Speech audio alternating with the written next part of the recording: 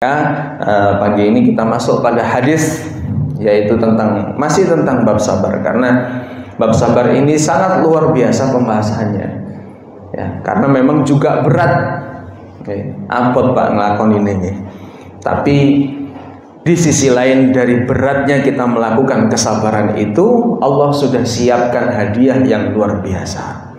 Tanya Pak, apakah ujuk-ujuk Rasulullah dijalankan sama Allah dalam waktu satu malam? Tentunya tidak. Kalau kita lihat peristiwa yang dialami Rasulullah SAW sebelum beliau diangkat ke langit, pertama kali yang Allah lakukan itu adalah Allah memberikan ujian dulu oleh Rasulullah. Berupa apa? Ada yang disebut dengan Amul Husni, tahun kesedihan, yaitu sepeninggalan paman Rasulullah Abu Talib, yaitu paman yang senantiasa berada di garda terdepan melindungi Rasulullah, tapi sayangnya Rasulullah belum sempat untuk mengislamkan paman beliau, sudah keburu meninggal. Lalu kemudian selang 3 hari setelahnya istri tercintanya ya, sama juga pendukung dakwah Rasulullah di garda terdepan, yaitu Siti Khadijah, meninggal.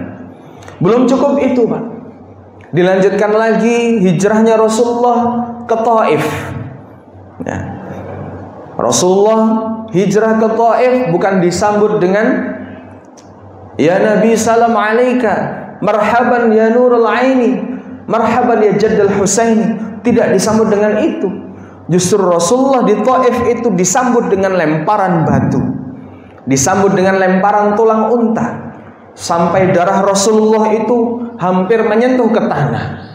Dan seketika itu Jibril berkata, wahai Rasulullah, seandainya darah itu menyentuh ke tanah, maka aku akan lululantahkan, aku ratakan para penduduk Taif yang sudah menghinamu dan sudah melemparmu. Itu Rasul. Walihada kana ajruhu bighairi hisab. Maka dari itu pahala dari kesabaran itu bighairi hisab, tidak ada hitungannya Pak.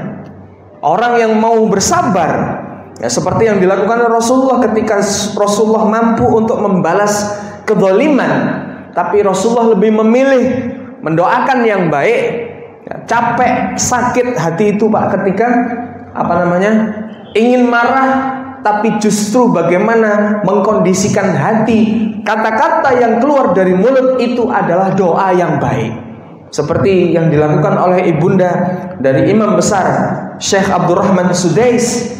Ketika Syekh Abdurrahman Sudais kecil, beliau punya tingkah yang luar biasa. Ibunya sedang menyuguhi makanan untuk tamu-tamu yang akan datang. Kebiasaan orang Arab begitu Pak, ikramud duyufnya luar biasa. Nah, ketika itu datanglah Sudais yang kecil mengambil makanan itu dan mengambil dan mengacak-ngacak. Seketika ibunya tahu, sebagaimana seorang ibu yang biasa ketika menemukan anaknya yang dablek atau anak yang nakal, yang kelebihan kreativitas, mengatakan, kamu nakal, anak dablek gitu tapi bukan itu yang keluar dari mulut daripada ibunda Abdurrahman Sudais.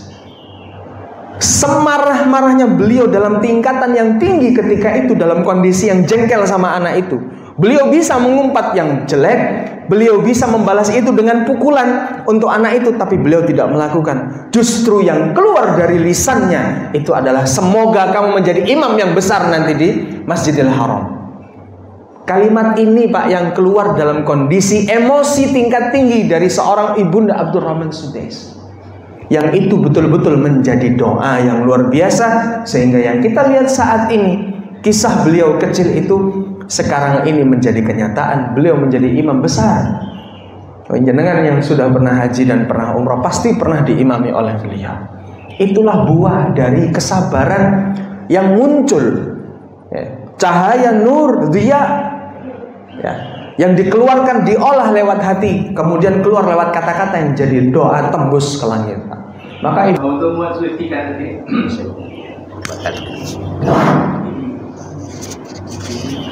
untuk mensucikan tadi seperti kita berwudu itu kadang-kadang kita hanya fisik aja yang kita bersihkan, tapi hati kita sudah ikut. Itu gimana itu? Itu sebaliknya kadang-kadang apa? Kalau kita dimaki-maki orang atau dicerah orang itu kadang-kadang teman itu mengingatkan jangan dimasukkan hati, itu gimana?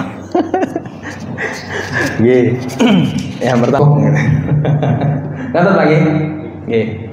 Assalamualaikum warahmatullahi wabarakatuh. Waalaikumsalam warahmatullahi. Tadi diterangkan sama Bapak apa itu namanya bacaan tasbih. Nggih. Itu nanti di yaumil hisab timbangannya luar biasa gitu. Nggih. Bagaimana kalau dibandingkan dengan Abdul Dzikril? Abdul Dzikr la ilaha illallah. Bagaimana Pak penjelasannya?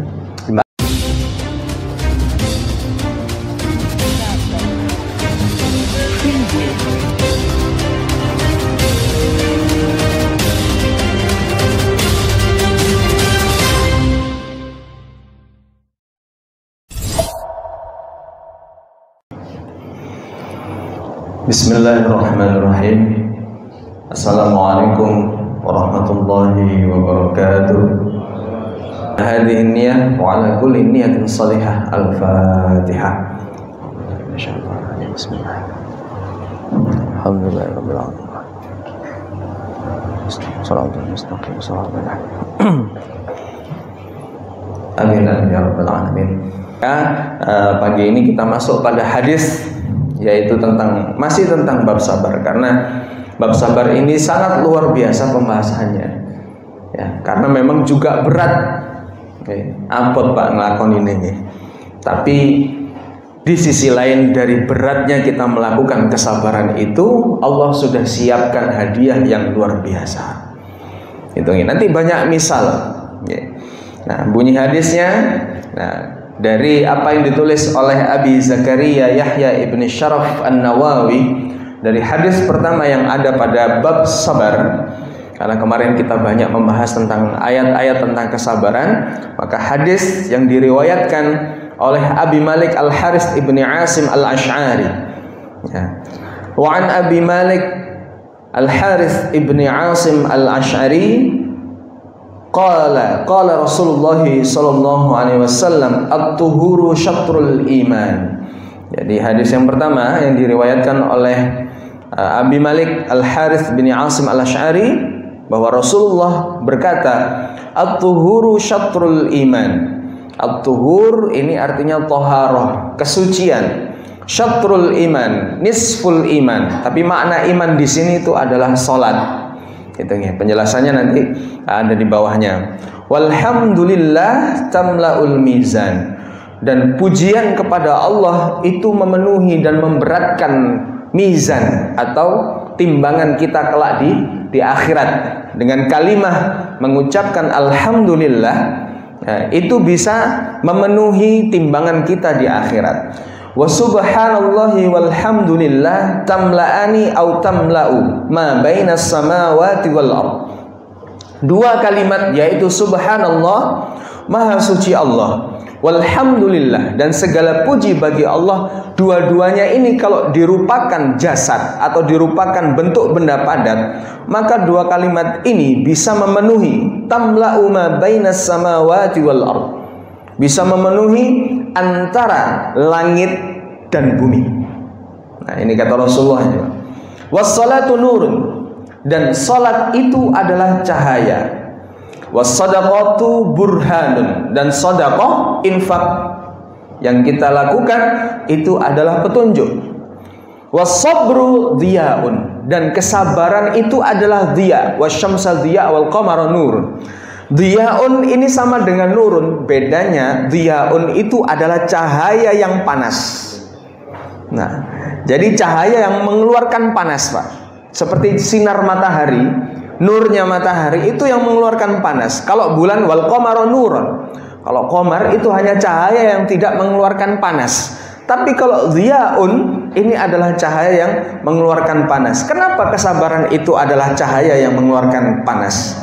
Nah, lalu selanjutnya wal Qur'anu hujjatun laka aw 'alaika, dan Al-Qur'an ini nantinya akan menjadi hujjah, alasan kita untuk kita, dan yang kita akan mendapatkan pertanggungjawaban nanti kelak di akhirat. Hujjatun laka, Nah, ini nanti menjadi hujah kita di akhirat. Apakah kita mengamalkan, membaca, mempercayai apa yang ada dalam dan isi Al-Quran itu, atau justru kita tidak pernah membaca dan kita pun tidak percaya terhadap apa yang ada dalam ikhbarnya, dalam berita maupun tarikh, kita tidak percaya dan tidak mengimani.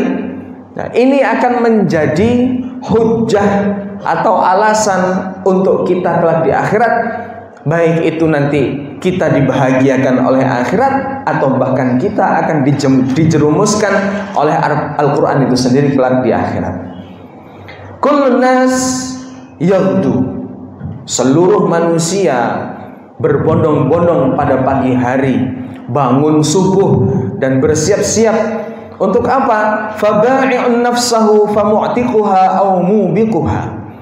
Bersiap-siap untuk, kalau bahasanya di sini mak letterleknya, untuk menjual dirinya. Pertanyaannya, dia menjual dirinya ke siapa? Menjual dirinya kepada Allah, maka dia akan mendapatkan kemerdekaan untuk dirinya. Atau dia menjual dirinya untuk selain Allah. Dia berusaha pada pagi hari bangun subuh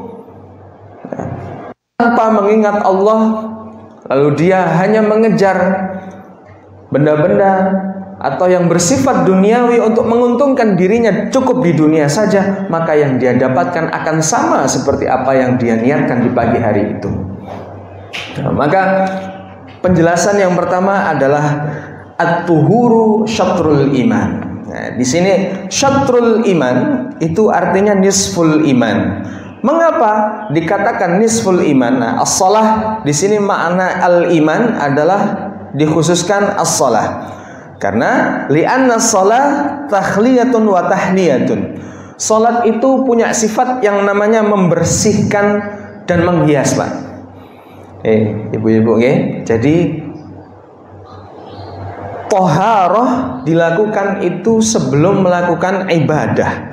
Orang kalau kewajiban kita sebagai seorang muslim sebelum melakukan sesuatu itu harus suci dulu. Ya, kalau kita rentet kejadian dan peristiwa kita mulai dari bulan Rajab, kemudian Sya'ban, habis itu Ramadan, ditambah lagi dengan kegiatan kita sehari-hari, kita temukan pada bulan Rajab itu ada peristiwa yang namanya Isra Mi'raj. Isra Mi'raj itu adalah perjalanan Rasulullah Muhammad SAW dari Mekah ke Madinah, kemudian Masjidil Aqsa, kemudian ke Sidratul Muntaha. Pertanyaannya, Pak, apakah ujuk-ujuk Rasulullah dijalankan sama Allah dalam waktu satu malam? Tentunya tidak.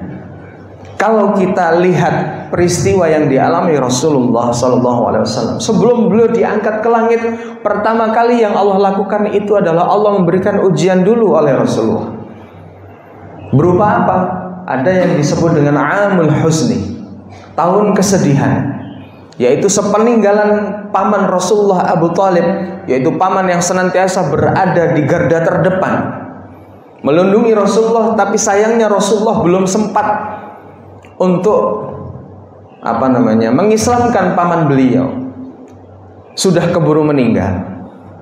Lalu kemudian selang 3 hari setelahnya istri tercintanya, ya, sama juga pendukung dakwah Rasulullah di garda terdepan, yaitu Siti Khadijah, meninggal.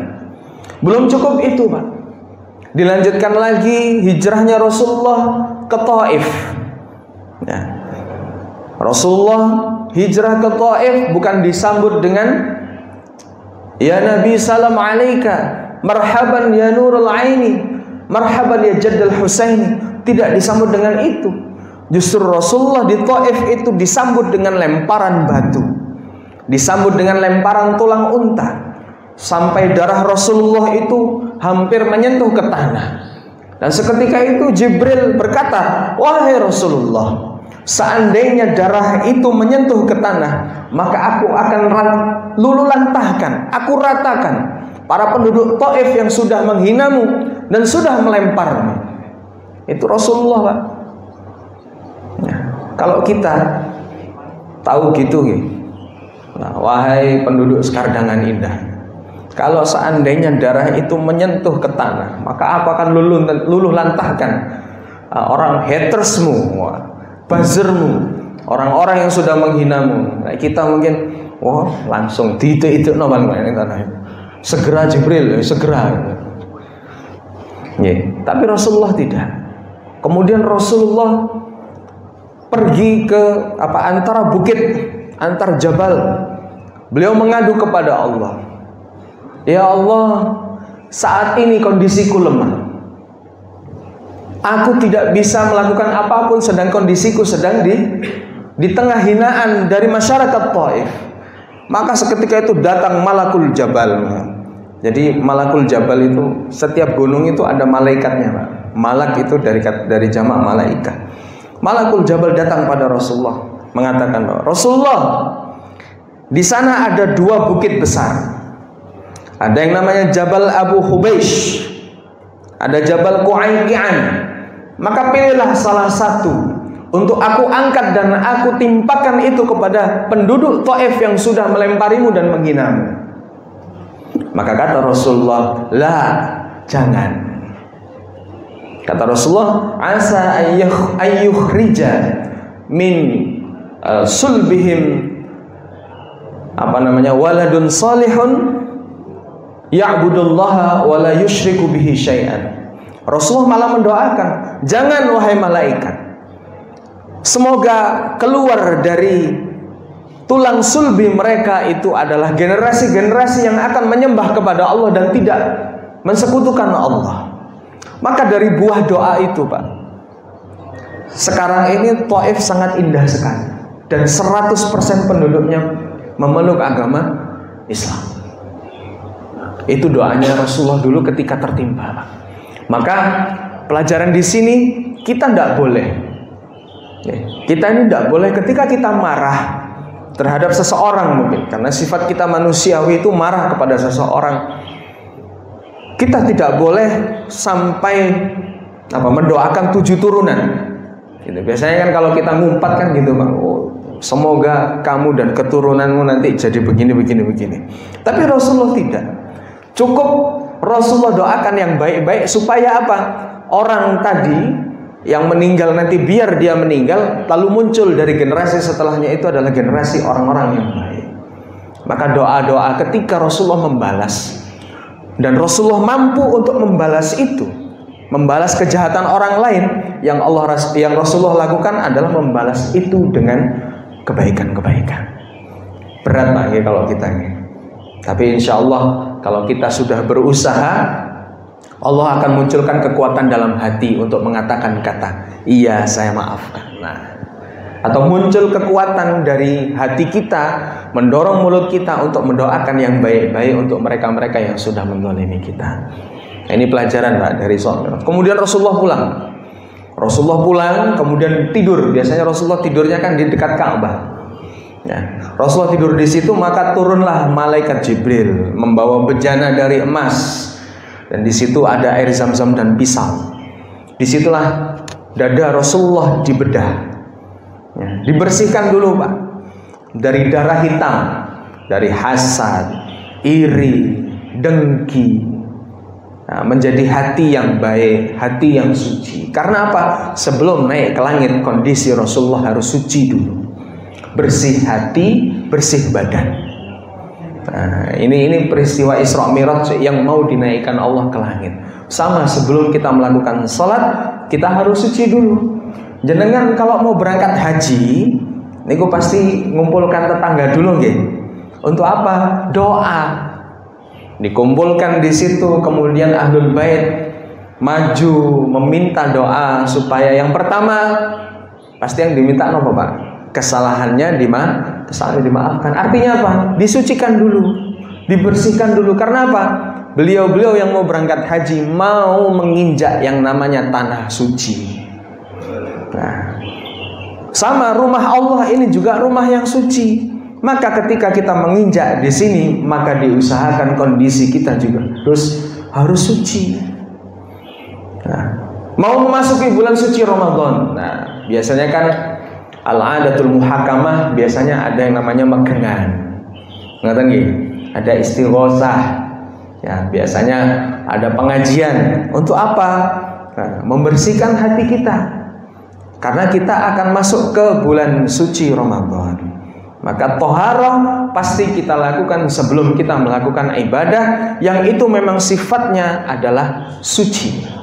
Itu nggih, kembali untuk bersih baik itu hati maupun jasmani. Maka di sini dikatakan at-tuhur syatrul iman. Toharoh, kesucian itu adalah nisful iman, atau sudah setengah dari ibadah sholat itu sendiri. Kalau toharohnya betul-betul sempurna, kamil, kafah, menyeluruh. Makanya babu toharoh itu pasti di seluruh kitabul fikih pasti ada di bab pertama sebelum sholat. Tapi kadang-kadang kita ini tidak terlalu memperhatikan, Pak. Khususnya anak-anak kita. Belum tentu anak itu ada di pesantren wudunya sempurna, Pak. Belum tentu anak itu ada di sekolah Islam yang bayarnya mahal, belum tentu sempurna.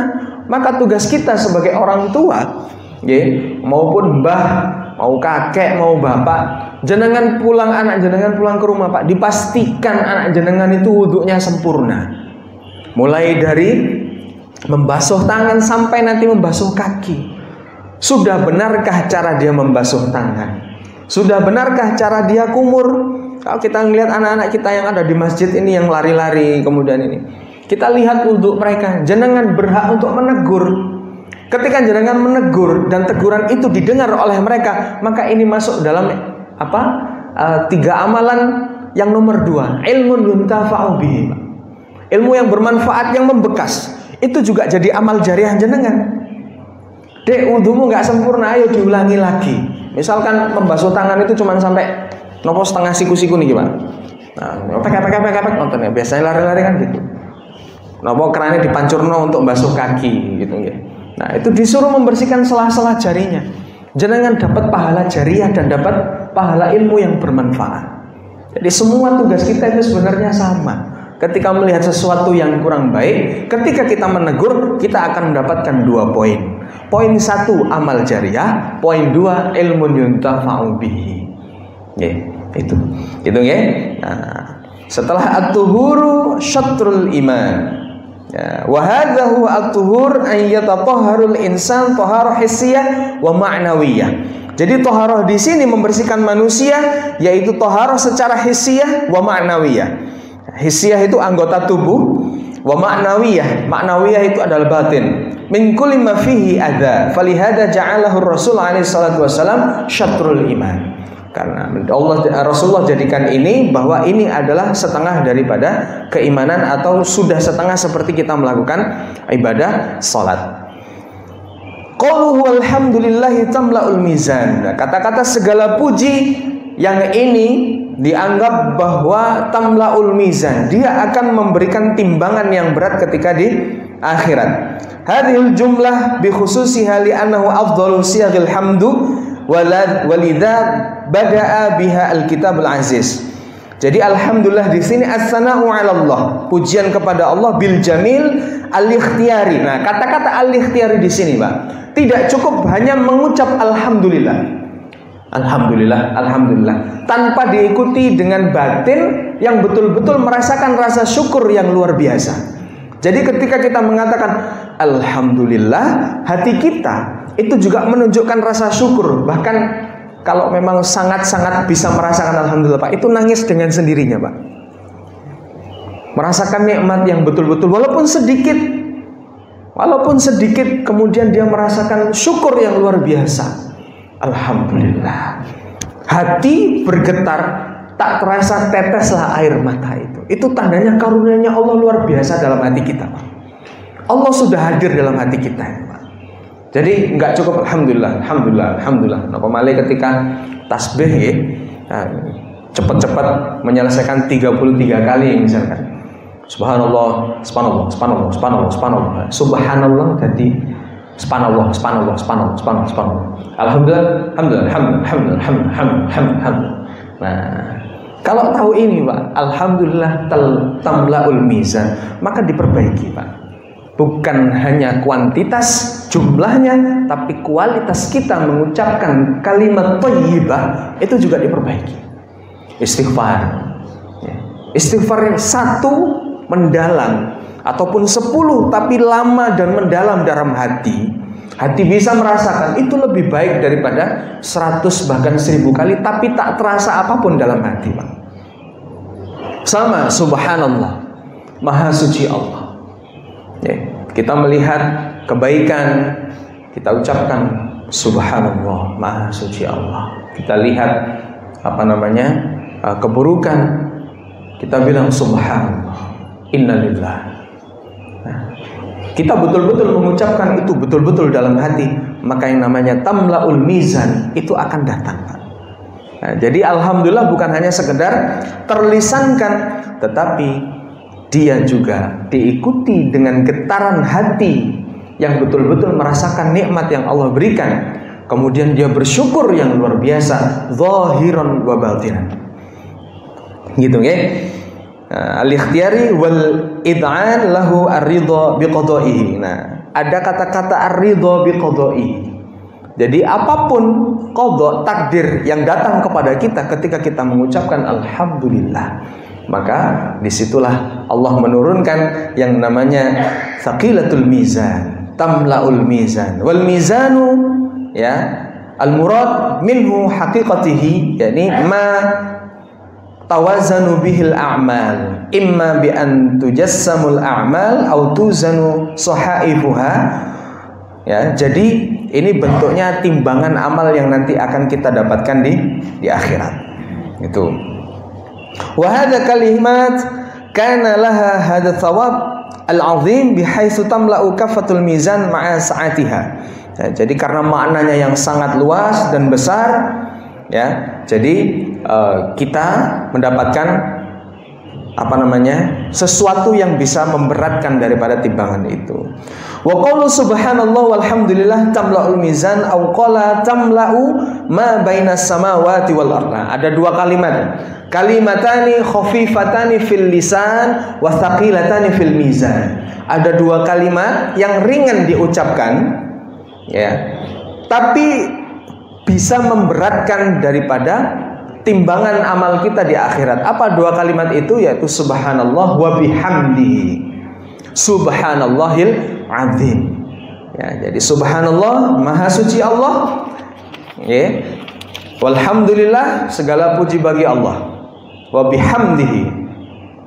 Nah, makna di sini yakni fat tasbih atau kalimat-kalimat tasbih subhanallah tanzihullahu amma la yaliqu fi asma'ihi wa sifatihi wa af'alihi wa ahkamihi. Jadi Allah membersihkan, tanzih itu tanzif. Allah membersihkan amma yaliqu bihi, apa-apa yang menempel fi asma'ihi wa sifatihi, dari nama-nama baik Allah, wa sifatihi, dan sifat-sifat Allah, wa af'alihi wa ahkamihi. Fallahu munazzahun an kulli aibin. Jadi Allah itu bersih dari segala aib. Fi asma'ihi wa sifatihi wa af'alihi wa ahkamihi. La tajidu fi asmahi isman. Tidak ada dalam nama-nama Allah itu yang mengandung keburukan. Yashtami'u ala naqsi, yang itu indikasinya adalah kekurangan Allah. Aw ala aibin, wa lihadza qala ta'ala walillahil asmaul husna. Maka Allah menyatakan dalam dirinya walillahil asmaul husna. Dan dalam Allah itu adalah asma-asma atau nama-nama yang baik. Kadzalika ahkamuhu la tajidu fiha aiban. Nah, di situ juga tidak ada aib, wala nuqsan, tidak ada kekurangan. Kama qala Allah, alaysallahu bi ahkamil hakim. Bukanlah Allah itu penghukum yang bijak, yang memberikan hukuman yang bijak. Wallahu yahmadu ala kulli hal. Allah itu memuji dirinya dalam segala sesuatu. Wa kana Rasulullah sallallahu alaihi wasallam idza asabahu ma yasirru bihi qala alhamdulillahi bi ni'matihi tatimmus shalihat. Maka Rasulullah sallallahu alaihi wasallam ketika asaba, beliau ditimpa ma yasurru, apa yang tidak disukai atau dibenci atau yang buruk yang ditimpakan oleh Rasulullah, ya kepada Rasulullah, maka Rasulullah bilang alhamdulillahi bi ni'matihi tatimmus shalihat. Ya, maka Rasulullah akan mengatakan alhamdulillah, segala puji bagi Allah atas segala nikmat yang diberikan, tatimmus shalihat, melengkapi segala-segala yang shalihat. Wa idza asaba sawa dzalika alhamdulillahi ala kulli hal. Setiap Rasulullah tertimpa segala sesuatu, baik itu baiknya ataupun buruknya, maka Rasulullah juga mengucapkan alhamdulillahi ala kulli hal. Sakit, beliau mengucapkan alhamdulillahi ala kulli hal. Kehilangan harta, alhamdulillahi ala kulli hal. Oh, kehilangan duit kok alhamdulillah. Gitu biasanya kita kan begitu, Pak. Rencana tidak sesuai, alhamdulillahi ala kulli hal. Ya, berat, Pak. Berat, tapi ini juga yang akan memenuhi timbangan kita nanti antara langit dan bumi. Subhanallah wa bihamdi, subhanallahil azim. Gitu Pak. Untuk yang subhanallah wa bihamdi itu akan memenuhi, kalau dilihatkan secara benda padat, ini akan menutup antara langit dan bumi. Ya, pahala kitanya begitu. Lalu kemudian waqaluhu wassalatu nurun. Nah, fassalatu nurun lil 'abdi fi qalbihi wa fi wajhihi wa fi qabrihi wa fi hasyrihi. Salat itu adalah cahaya. Nah, salat itu adalah cahaya lil 'abdi, untuk hamba-hamba Allah. Fi qalbihi. Nah, cahaya itu di mana saja, baik itu di hatinya, wa fi wajhi. Makanya kalau orang sholat subuh, Pak, sering sholat subuh, itu kalau dilihat sama mereka yang jarang melakukan sholat subuh, itu dari mukanya saja kelihatan, Pak. Dari mukanya saja kelihatan. Karena apa? Sholat ini cahaya yang akan menyinari kita di akhirat. Itu apa, Pak? Sholat kita. Sholat kita. Nah, wa fi wajhi wa fi qabri. Nah, ini Rasulullah bilang yang menyinari nanti ketika kita di alam kubur itu adalah salat kita. Wa fi hasyri, dan nanti ketika kita dibangkitkan di akhirat padang mahsyar, itu salat kita. Walihadza tajidu aktsarun nas nurun fil wujuh aktsaruhum shalah wa ahsya'uhum fiha lillah.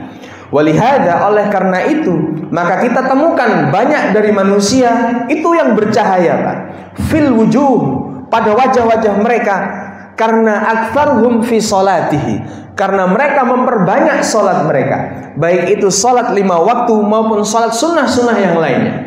Salat sunnah rawatib, kemudian salat sunnah tahajud, salat sunnah hajat. Setiap kita butuh sesuatu atau tertimpa sesuatu, tidak lain yang kita lakukan adalah kita ambil wudhu dan kita sholat. Maka lihat, Pak, ketika orang yang sholatnya betul-betul terpenuhi, ya, secara khusyuk, wa akhsya'uhum fiha lillah, khusyuk hanya untuk lillah, maka kita lihat pasti ada perbedaan dalam dia berkata, maupun secara zahir, secara jasmani, mukanya terlihat beda dengan mereka yang tidak pernah sholat ataupun jarang sholat. Bukan berarti orang hitam itu tidak pernah sholat, Pak. Ya, tapi hitamnya hitam manis, gitu. Hitamnya bercahaya, gitu. Enak disawang, enak disawang. Nah, itu hitamnya hitam karena memang dari kulit, Pak. Nggak mungkin diputihkan, nggak mungkin. Nah, itu terlihat sekali. Nah, wa kadzalika takunu nuran lil insan fi qalbihi taftatihu alaihi babil ma'rifah lillah. Orang yang salatnya khusyuk dan sering dilakukan, maka di sini Rasulullah berkata, cahaya itu dalam hatinya akan membuka, taftahu alaihi babul ma'rifah lillah, maka hatinya akan terbuka, dibukakan pintu ma'rifah kepada Allah. Yang betul-betul khusyuk, Pak, ya. Itu akan terbuka sendiri ma'rifah kepada Allah. Wa babul ma'rifah fi ahkamillah wa af'alihi wa asma'ihi wa sifatihi wa hiya nurun fi qabril insan. Maka ketika ma'rifah itu terbuka dan cahaya itu terpancar dalam hatinya, maka di sini apa yang dia lakukan? Ya, dia akan mengenal asma-asma Allah yang baik dan juga sifat-sifat Allah, inilah nantinya yang akan menerangi dalam kuburnya. Ya, asma'ihi wa sifatihi wa hiya nurun. Nah, ini akan menjadi cahaya fi qabril insan, dalam kuburnya manusia. Kenapa demikian? Li'anna shalah amudul Islam. Karena salat itu adalah tiangnya Islam. Amudul Islam. Idza qamal amud, ketika tiang itu ditegakkan, qamal bina, maka bangunan itu akan ikut berdiri. Wa idza lam yaqum al amud fala bina. Kalau tidak ada tiang, maka sungguh tidak ada bangunan. Nah, ini sungguh luar biasa. Wa kadzalika nurun fi hasyri. Ini cahaya pada nanti di padang mahsyar. Yaumul qiyamah. Kama akhbara bidzalika Rasul anna man hafadha 'alaiha kanat lahu nurun wa burhanun. Barang siapa yang menjaga 'alaiha, yakni as-shalah, kanat lahu nurun, maka dia akan mendapatkan cahaya, wa burhanun, petunjuk, yaumul qiyamah. Nah, ketika hari kiamat. Wa man lam yuhafid, barang siapa yang tidak menjaga 'alaiha, lam takun lahu nurun wala burhanun wala najatan yaumul qiyamah wa husyira ma'a fir'aun. Maka siapa yang tidak pernah melaksanakan dan tidak menjaga salatnya, maka kata Rasulullah, la isalahu nurun, dia tidak akan mendapatkan cahaya, wala burhanun, tidak ada petunjuk, dan juga tidak akan kemudahan, tidak ada kemudahan yaumul qiyamah, ketika hari kiamat. Wa husyira ma'a fir'aun, maka dia akan dikelompokkan dengan Fir'aun. Wa Hamana wa Qarun, dengan Haman, dengan Qarun, wa Abu min Khalafin. Jadi dia akan dikelompokkan jadi satu. Sama siapa? Sama Fir'aun yang tidak mau sholat. Wa Haman, juga sama Qarun. Ya, Qarun jenengan ngertos kiam Pak ya? Bagaimana kekayaan yang membuat dia lalai dari dirinya, sama dengan Fir'aun. Ya. Fahiya nurun lil insan fi jami'i ahwalihi. Ya, ini untuk wassalatu nurun. Wa amma sabru diyaun. Nah ini ya, sabru diyaun. Faqala innahu diya ay fihi nurun. Nah ini cahaya, lakin tetapi nurun ma'a hararah.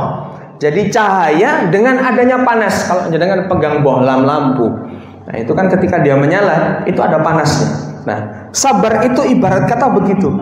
Jadi dia sudah nur, sudah diberikan cahaya, tapi dia mengeluarkan panas yang luar biasa. Wata'ab, min hararah wata'ab, capek.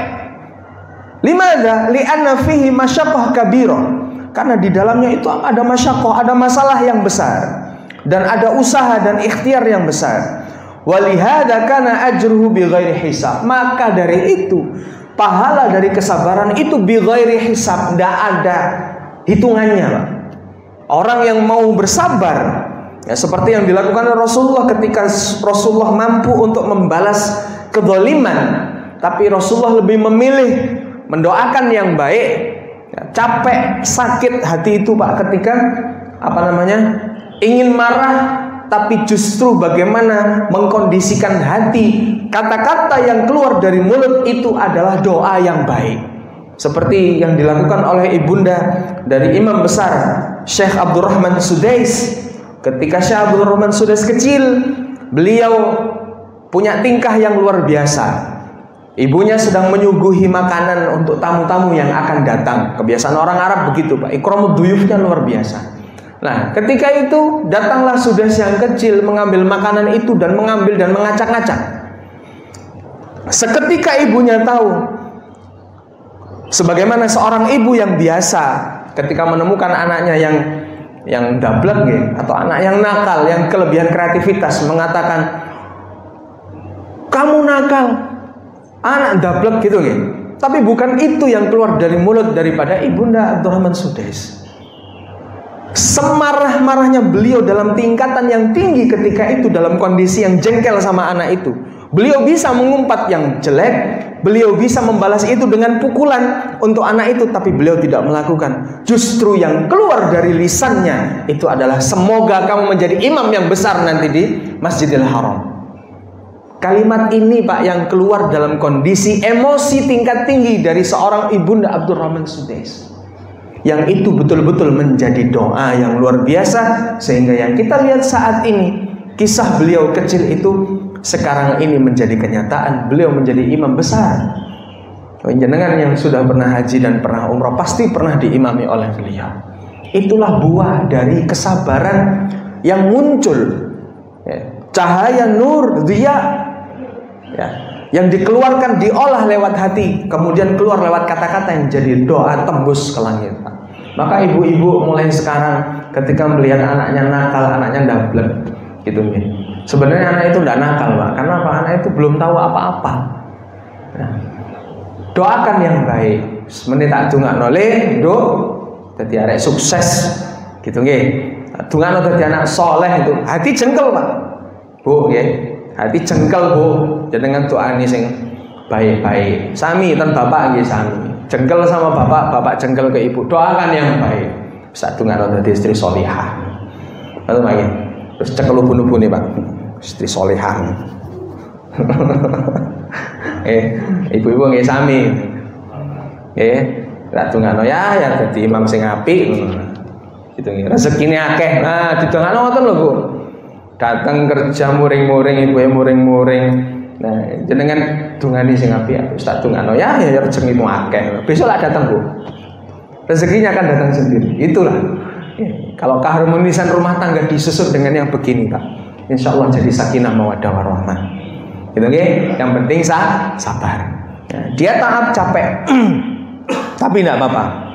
Nah, wal farqu bainan nur. Nah, ini farqu perbedaan antara dia dengan nur fis salat. Jadi nur itu ada dalam salat, wal diya'u fis sabr. Anna diya fis sabr mashubun bihararah. Jadi dia dalam kesabaran itu bersahabat. Mashubun bihararah, dengan panas. Orang sabar kan pasti panas, Pak. Ya.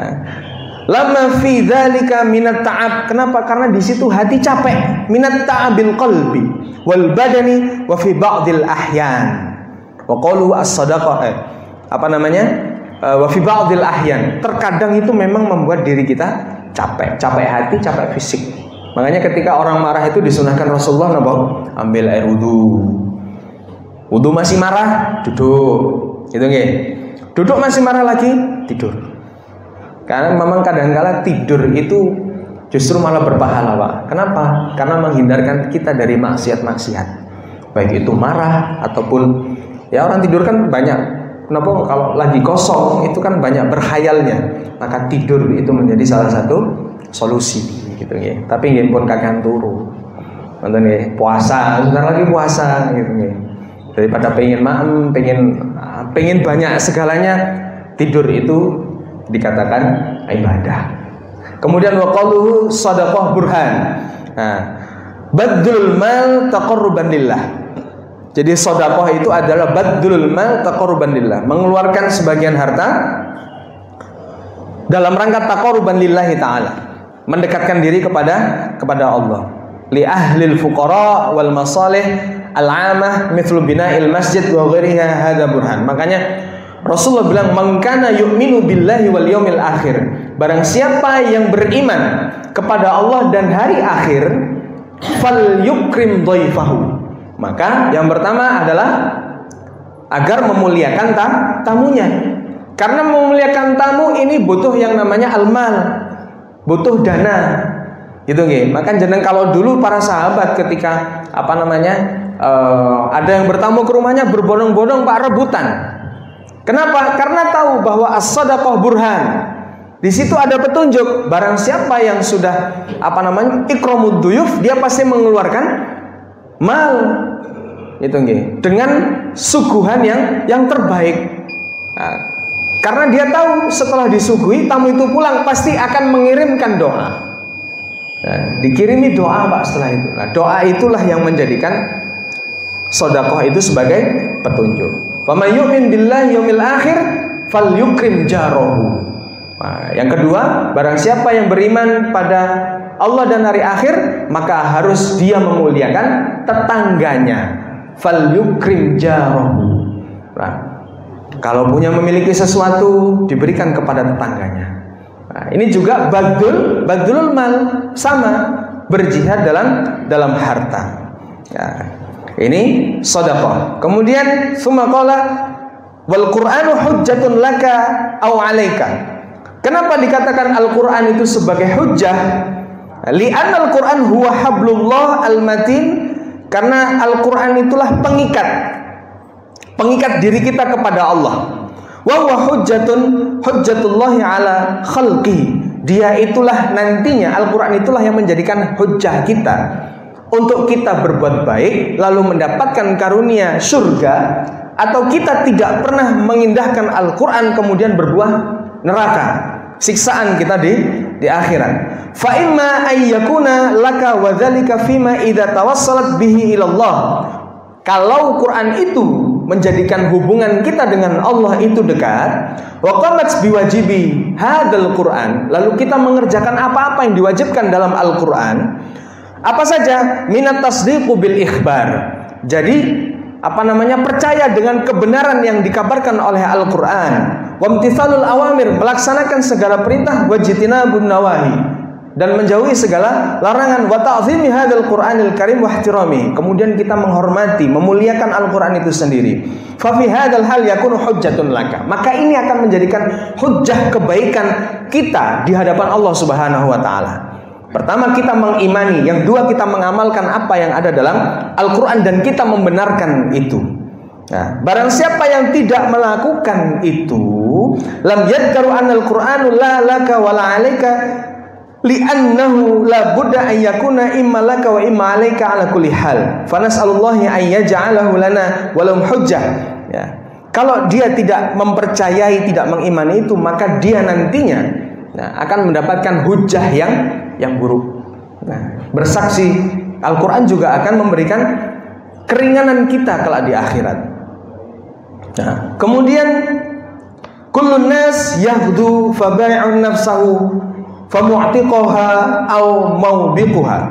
Jadi kullun nas yahdu, manusia itu bangun pada pagi hari, mereka berjihad. Fa idza kana fis sabah wa huwa al-ghudwah saron nas wattajihu kullun lil amal. Jadi manusia pagi datang kemudian berusaha untuk segala pekerjaan yang akan dia lakukan. Faminhum man yattajihu ilal khair. Sebagian dari mereka ada yang berjihad untuk kebaikan mereka. Wahumul muslimun, dan mereka itu adalah orang-orang muslim. Wa minhum man yattajihu ila syarr, dan di antara mereka juga ada yang mengarah atau berjuang dalam keburukan. Wa humul kuffar wal a'yadu billah, dan mereka itu adalah orang-orang kafir. Al muslim awwalu ma yaghdu yatawadda wa yatatahhar. Seorang muslim yang memulai paginya itu yaitu dengan wudu dan mensucikan. Wa tuhuru syatrul iman, sebagaimana taharah syatrul iman tadi, dia akan mendapatkan pahala kebaikan-kebaikan selama di pagi itu sampai dengan selesainya dia bekerja. Wal kafir yabdu ilal amal alladhi fihi al halak. Kebanyakan orang-orang non muslim, orang-orang yang tidak percaya dengan hakikat Allah, itu lebih banyak dia itu bekerja kepada apa-apa yang tidak dikehendaki oleh Allah. Li'anna ma'naha au biquha au ahlakaha, yang dihinakan oleh Allah. Wa dzalika annal kafir yabda'u yawmahu bima'siyatillah. Ada yang memulai harinya itu dengan maksiat kepada Allah. Hatta law bada'a bil akli, misalkan dia memulai makannya, wasyarab, dan minumnya, fa innahu akalahu wa syarabahu yu'aqibu alaihi yaumil qiyamah. Itu yang menyebabkan dia nanti mendapatkan hukuman di akhirat. Misalkan, mohon maaf ya, orang-orang yang koruptor, dia sudah memulai paginya itu dengan maksiat. Dengan apa? Makan minum yang dihasilkan itu bukan dari hasil yang halal. Maka itu yang dikatakan bahwa inilah mereka-mereka yang akan mendapatkan halak atau hinaan di hadapan Allah Subhanahu wa taala. Barang siapa yang mengerjakan pagi itu dengan mendekatkan diri kepada Allah dan memulai itu dengan bismillahirrahmanirrahim, summa yatawadda, mensucikan dirinya untuk siap menghadapi hidup yang dimulai dengan ibadah kepada Allah, maka Allah akan jaga dan mendapatkan itu. Tapi barang siapa yang memulai diri dengan maksiat di pagi hari, maka juga Allah akan menghinakan, mendapatkan hinaan dari Allah Subhanahu wa taala dari pagi sampai dia mendapatkan istirahatnya lagi di malam hari. Mungkin ini Pak dari Bapak Ibu ya, dari hadis tentang kesabaran yang pertama. Monggo kalau ada yang bertanya. Monggo Pak Mustaqim. Untuk mensucikan tadi.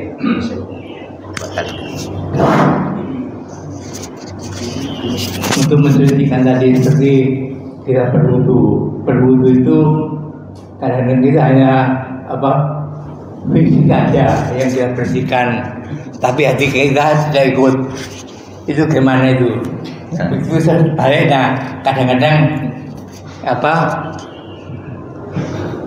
kalau kita dimaki-maki orang atau dicerah orang itu kadang-kadang teman itu mengingatkan jangan dimasukkan hati, itu gimana? Yang pertama wudu itu membersihkan jasmani, betul Pak. Memang terkadang itu pun bisa menjadi hujah. Nah, ketika orang sholat itu kan harus suci secara jasmani dan rohani, gitu ya. Jasmani itu wudu, rohaninya nanti pakai zikir. Itu biasanya yang menjadi alasan mereka yang tidak sholat. Hatiku lu durung resik, masa iso sembahyang, gitu biasanya kan gitu. Nah, tapi dalam sini as-sholatu nurun, tetap melaksanakan sholat, tetap melaksanakan sholat. Yang penting satu, jasmaninya bersih dulu dengan apa? Toharoh, wudu. Kemudian setelah toharoh itu kan ada doa Pak. Asyhadu an la ilaha illallah wa asyhadu anna Muhammadan abduhu wa rasuluh. Allahumma ja'alni minat tawwabina wa ja'alni minal mutatahhirin wa ja'alni min ibadikas sholihin. Doa inilah yang nanti akan mendorong hati kita untuk bersih. Makanya orang yang berdoa setelah wudhu itu kan jarang-jarang Pak. Kecuali ketika dia sudah berangkat dari rumah itu punya niat yang luar biasa. Jadi niatnya itu sudah mulai dari rumah, gitu ya. Niatnya dari rumah untuk apa? Untuk melaksanakan sholat. Maka dikatakan sholat itu cahaya. Cahaya itu suci. Nah, ketika dia mendekati cahaya yang suci, maka dia hatinya ini harus suci dulu. Ala fil jasadi mudghah. Dalam jasad itu ada segumpal darah Pak. Idza saluhat jasadu kullu wa idza fasadat jasadu kullu ala wahyal qalbu. Dalam tubuh kita kan ada segumpal darah. Kalau dia sahih, dia betul, maka seluruh jasmani kita akan ikut baik. Tapi kalau dia buruk, maka seluruh tubuh kita juga akan buruk. Ala wahyal qalbu, dialah yang dinamakan qalbu. Qalbu itu ada yang mengartikan hati, ada yang mengartikan jantung, ada yang mengartikan jantung hati, gitu. Ya, jadi huwallazi anzala sakinata fi qulubihil mu'minin liyazdadu imanan ma'a imanihim. Orang kalau mau menambah imannya, maka syaratnya satu Pak, harus banyak merenung. Orang ingin membersihkan, mensucikan hatinya, satu Pak, banyak merenung, tafakkur, gitu ya. Banyak tafakur, banyak merenung. Nah, diselingi sama zikir yang tadi Pak, mengucap syukur, mengucapkan tasbih. Karena apa? Kita mengharap dari tasbih dan zikir yang kita ucapkan itu anzala sakinah fi qulubil mu'minin, ada ketenangan hati. Orang bisa melakukan hal yang baik itu kan karena ada ketenangan hati Pak. Sholat itu bisa khusyuk ketika hati kita ada ketenangan. Ketenangan itulah buah dari yang namanya kesabaran. Gitu Pak. Jadi toharoh, wudu, kemudian setelah itu kita berdoa. Asyhadu an la ilaha illallah wa asyhadu anna Muhammadan abduhu wa rasuluh. Allahumma ja'alni minat tawwabin. Ya Allah, jadikan hamba ini adalah hamba-hamba yang bertaubat. Wa ja'alni minal mutatahhirin, dan dari tobat itu engkau bersihkan diri hamba. Bersihkan ini maknahu jasmani wa ruhani. Jadi membersihkan jasmani, jisemnya dan rohnya. Wa ja'alni minat tawabina wa jalal mutahhirin wa ja'alni min ibadikas sholihin, dari hamba-hamba yang soleh. Itu Pak yang pertama. Tadi yang kedua apa tadi Pak? Biasanya kalau ojo dilebokno hati ngoten nggih. Jangan dimasukkan hati. Ya memang namanya manusia, mau dimasukkan enggak dimasukkan tiba-tiba masuk Pak. Gitu nggih. Nyelekit ngoten nggih biasanya. Nah, itulah yang namanya sober diaun. Sabar itu adalah cahaya yang panas. Kenapa? Karena hati capek, Pak. Ya, tapi kan ajruhu ghairu hisab. Jadi pahalanya itu tidak ada hitungannya, Pak. Kalau sholat kan siapa yang sholat pahalanya pinten? Kalau apa namanya sholat berjamaah maka mendapatkan pahala 27 derajat. Nah, kalau sabar tidak ada pahalanya, Pak. Tidak ada hisabnya, Pak. Di ghairi hisab tidak ada. Karena apa? Sabar itu capek hati, capek fisik. Nah, tapi contohnya Rasulullah tadi, ketika Rasulullah mampu untuk membalas keburukan seseorang, Rasulullah lebih memilih membalas itu dengan doa-doa yang baik. Gitu, okay? Nah, kalau perempuan memang segala sesuatu pasti dimasukkan ke hati, Pak.